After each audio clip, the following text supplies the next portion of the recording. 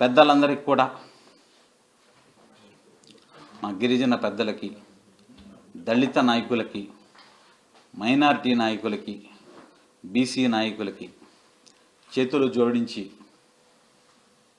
ప్రార్థిస్తున్న పరిస్థితిని ఈ సమయంలో ఉదయం కూడా మేము కార్యక్రమం నిర్వహించడం జరిగింది మా గిరిజన పెద్దలతో కలిసి. ఇంత హుటాహుటిన ఈ నిర్ణయం తీసుకోవడం మిమ్మల్ని అందరి సంప్రదించేటువంటి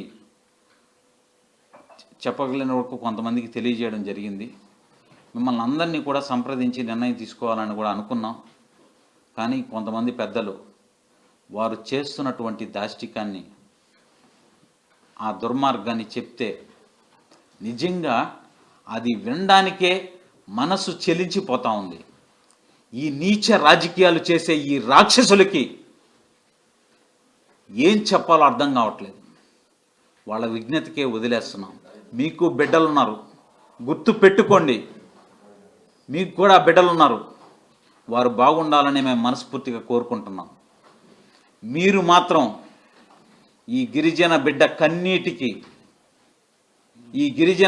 కన్నీటికి మూల్యం చెల్లించుకోక తప్పదని చెప్పి ఈ సందర్భంగా చెప్తూ, మా గిరిజన నాయకులందరికీ కూడా పేరు పేరుగా వారి పాదాలకు నమస్కరించి వినమ్రపూర్వకంగా కోరుకుంటా ఉన్నాం. మిమ్మల్ని సంప్రదించేటువంటి సమయం కూడా లేనటువంటి పరిస్థితి. ఏది ఏమైనా మీరు మా వెంట ఉంటారని ఆశిస్తూ సెలవు తీసుకున్నాం. మీరు భయపడే రాజీనామా చేస్తున్నారు అంటే మీ ఇబ్బందులు పెడతారని చెప్పి రాజీనామా చేస్తున్నారా? మంత్రి నారాయణకి, కోటంరెడ్డి శ్రీధర్ రెడ్డికి సవాల్ విసిరా. ఇక్కడి నుంచే భయపడ్డానా? కోటంరెడ్డి శ్రీధర్ రెడ్డి గురించే మాట్లాడా. రేపటి నుంచి మంత్రి నారాయణ రేకుల షెడ్డులో టోషన్ తెప్పిన దగ్గర నుంచి అవినీతి సామ్రాజ్యం, వేల కోట్ల రూపాయల అవినీతి సామ్రాజ్యం నెలకొల్పిన దాకా ప్రతి విషయం బయట పెడతా. భయపడ్డానా? సాటి కార్పొరేటర్లు, మహిళా కార్పొరేటర్లు, నా సతీమణి ఒక మహిళ, ఈ నీచులకి రాజకీయమే ముఖ్యం, ధనం ముఖ్యం. మాలాంటి సామాన్య బిడ్డలకి ఉన్నటువంటి అనుబంధాలు, ప్రేమలు ఈ నీచులకు ఉండవు.